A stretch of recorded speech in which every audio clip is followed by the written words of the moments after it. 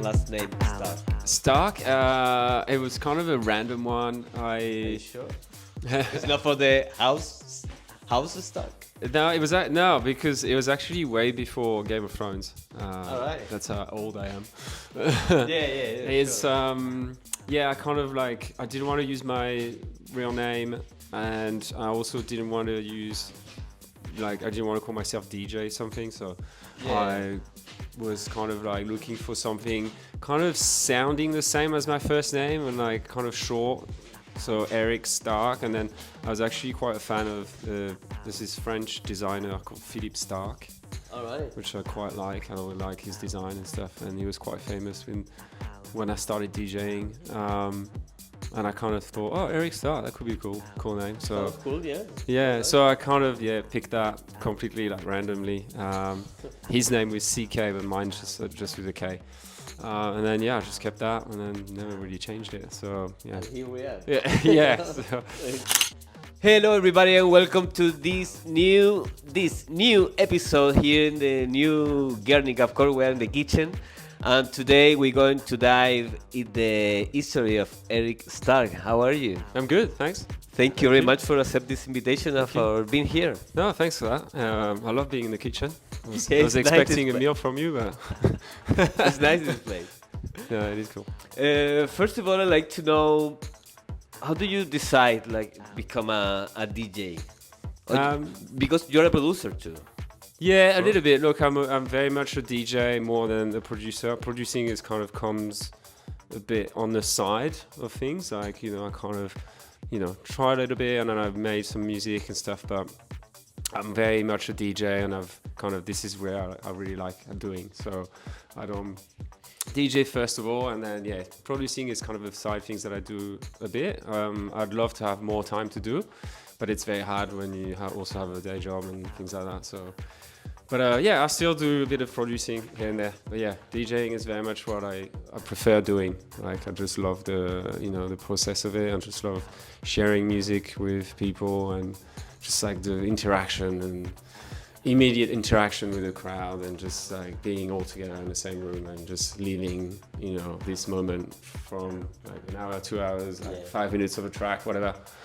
I think for me that just brings me way more kind of excitement and joy than just being in a studio on my own and making music sometimes. But making your own music and being able to play it out loud is also amazing.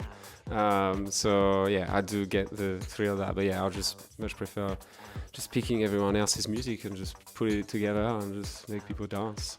Amazing. When you create that connection, actually. Yeah, for sure.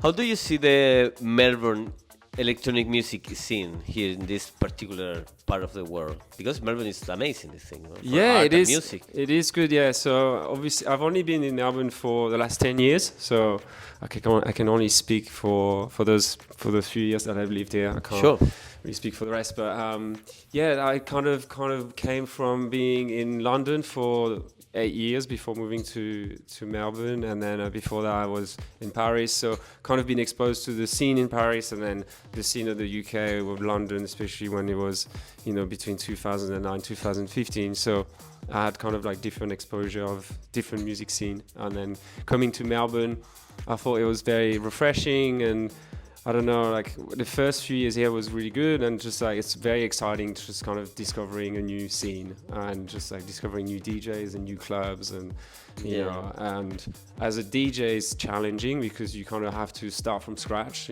from like building relationship and getting yourself known, and like trying to find gigs and stuff like that. So coming from like a place of London when I've established myself for a few years and like done that bit for the 8 years and finally got to a rhythm of getting gigs, I had to start again when I moved to Melbourne. But the scene is very interesting. I feel like, especially in Melbourne compared to other cities, it's very broad. There is a lot of talent in terms of DJing and producing as well. There's so much talent coming out of Melbourne, but also Australia. And I think it kind of shows, it's shown around the world, and I think a lot of producers, like it's a shame. Like most of the good producers and DJ end up moving to Europe at some stage, so we kind of losing them. But it's still part of like Australia, and I think they always come back in summer and play here and stuff. And yeah, I think Australian culture is very kind of interesting, and people kind of really embrace the partying and the being festive and just like this slightly kind of silliness and like partying as well in Australia, which I quite like when I moved here. Like people really kind of just let go and just lose themselves in the moment and just like do kind of silly things. But there's also a lot of like caring and like on like all the festivals I've been to, I've had the chance to like meet amazing people, and like everyone's really super nice and caring, and there's a very sense of community in a lot of the festivals, which I find it really amazing. And the club scene is good. It's obviously been very challenging everywhere in the world, but also in Melbourne. After COVID, we've sadly kind of lost a lot of like the really good clubs that I've kind of experienced when I first moved here. Like I'm thinking of somewhere like Lounge, for example, which was like one of the first clubs I went to when I moved to Melbourne, and it was super exciting. Like it's just really all you want in a nightclub, just like a bit dingy, smoke machine, like up to the ceiling, you couldn't see anything. Sure. And there's the Meerkat as well, which was really sick venue. Again, like very simple clubs, but just doing the bare minimum, but having just a good crowd and good sound system and very intimate. I feel like after COVID, there was kind of a way where like clubs are kind of, we lost a bit of those clubs, but that I feel like it's the last year or so, I feel like there's really a good optimism of like, there's new places opening, and there's places like Miscellanea are doing really well, and there's new small clubs are doing great, and like Angel Music Bar was there on the weekend. It's such a nice little spot as well. All those like little clubs that have all the recipe for a good night out, like just good sound system, a small intimate room, and then bringing some really good crew to put some really good music on. So yeah, Melbourne doesn't have a huge amount of like massive clubs like London. You got Fabric, you got there's like the end, like Ministry of Sound, all those are huge clubs. Melbourne doesn't really have that, but Melbourne has so much like really nice little intimate clubs, and I think it's even more exciting. For me, I prefer those anyway, but yeah. That's amazing. Have more variety and very high like spot. The other day I went to the bar Solis. Yes, we walk like another to like a little path. And then the final you can see the age. Oh, the club, the thing is there. Yeah, that's it's it. Very high. That's why it's great. We need more places like that. Yeah. But then we also need people to go clubbing more, and the problem sometimes is there's more big shows and big events now, and people are kind of spending all their money on that. They're not going out clubbing. Like I don't know, when I remember I was younger, we were just clubbing every weekend. We would just go to the club, and new things, find new clubs. Yeah, and it was just like the thing. We would just go to the club every weekend. Now there's all those big shows, day party with like 10,000 people, and like I feel like the younger crowd maybe just focus on that. They just go to that with a big group of friends, and then they all just rest for a few weeks and then just pick another one. Yeah, sure. But it's good to have this both thing, because you are very involved in this like big gigs, party. You're part of the crew for the cool like make this kind of like camping thing, like parties, like it might work. Yeah. You're talking about my work. So of course, and like obviously, like if those big events wouldn't happen, I probably wouldn't have a job. But I work as a touring, so I'm a head of touring for an agency called Houston, and my job is pretty much to organize all logistics and kind of tour managing for international DJs, the common tour, mostly Australia and New Zealand. And then so I kind of work with a lot of different clients over Australia, and like people like Ficus Thieves and Finely Tuned, Dangerous Goods and Higher Ground, to name a few, and then what artists as well sometimes. And then so kind of it's really interesting to have obviously my DJ promoter on the side, and then my day job is also linked to music, but a different aspect of the industry. So it's kind of good I get to be exposed to so many different facets. You have both vision. This is nice. Which is good. Yeah, for sure. Yeah. Good to know. I'm always in it though sometimes, so like sometimes be full on because I can never be out of because like day work is music, and then my hobbies are like DJing and putting on parties and stuff like that. So it's a lot, but then it's fun, you know. I love it, and it's so nice that I could be able to kind of link my passion with my work, you know. And I get to work with like really interesting people on a daily basis, and sometimes challenging people, but mostly nice. So it's amazing to have that link actually. When you start like make music, or when you decide like start a new song, how do you make it? Do you have like some trick, or how do you feel about the thing? Like you wake up and say, I'm gonna make one song the next, I don't know, 2 months. So I wish I was like that, but I'm very like very organized and methodological. What's the word? Methodologic? I don't know what it is. Very methodic. Yeah. So I just like overthink things, and I think that's why also, especially when I make music. So that's why I'm like, I'm not a good producer, because I find it hard to just like finish things, because I'm like, I want to do this, and how about we make like this doesn't sound good enough, or this. So I'll just spend way more, like too much time on like small things that don't really matter, instead of just be like, all right, cool, let's finish this, and then just move on to the next project. And then so I think usually when I want to make a track, I like actually using other parts of the track, so like doing an edit or a remix or something like that. It's just like that helps me to kind of narrow it down and just be like, all right, cool, I've got this to work with, and I don't kind of lose myself into like a rabbit hole of like samples and stuff like that. So I was like, cool, this is my idea, and then I'm gonna work around it. Or I'll just take inspiration from like other tracks that I want to make, things that I like to play, and I'll just say, I want to make something similar to that. But it's pretty much, my approach is very much like that. Yeah. Great. How do you plan for the future? Do you have like some things in your mind for next, I don't know, this year maybe? I mean, this year just started, but I think we've got, so me and my partner Ruby, we have the brand called Cs.Auch, which it's pretty much how we run parties.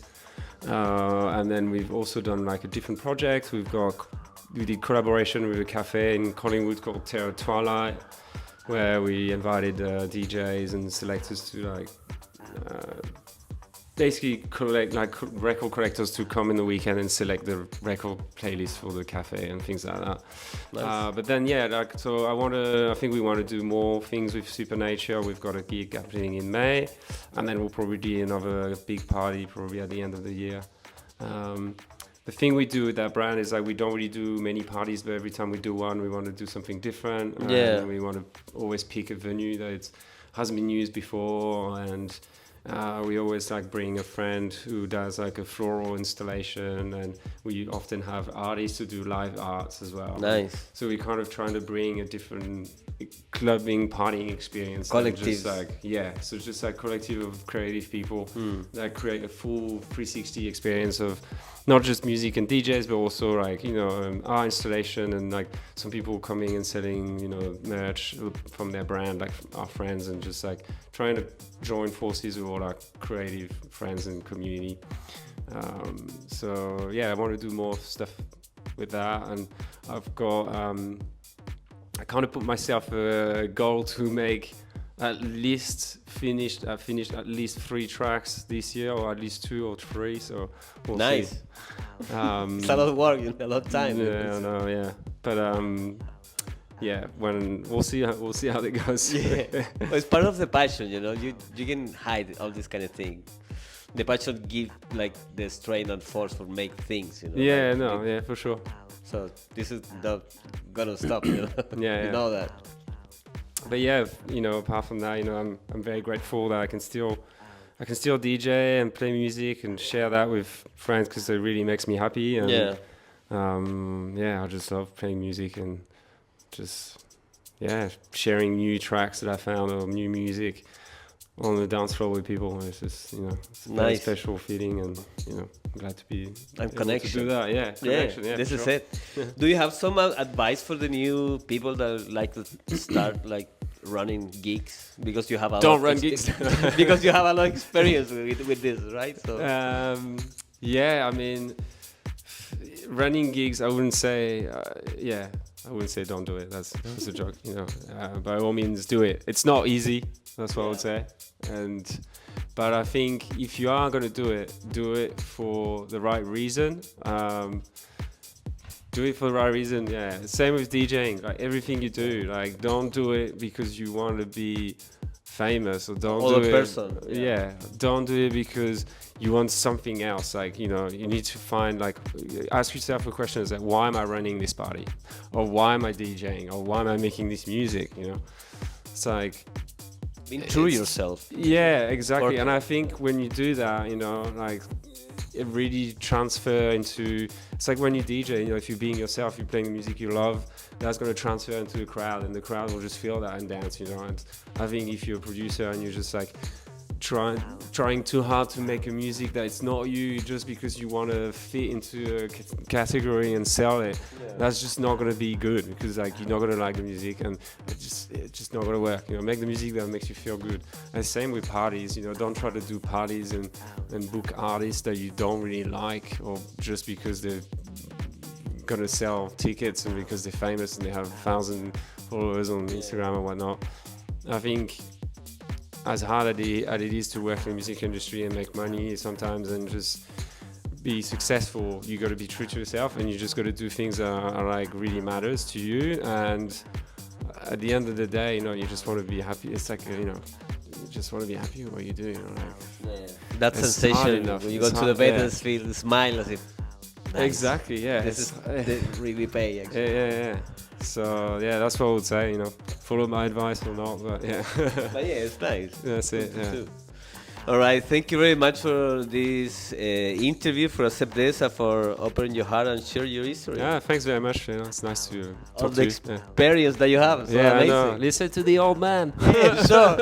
And thank you very much for all the people who see and share and comment this interview. And see you in the next time. Bye bye. You. Out.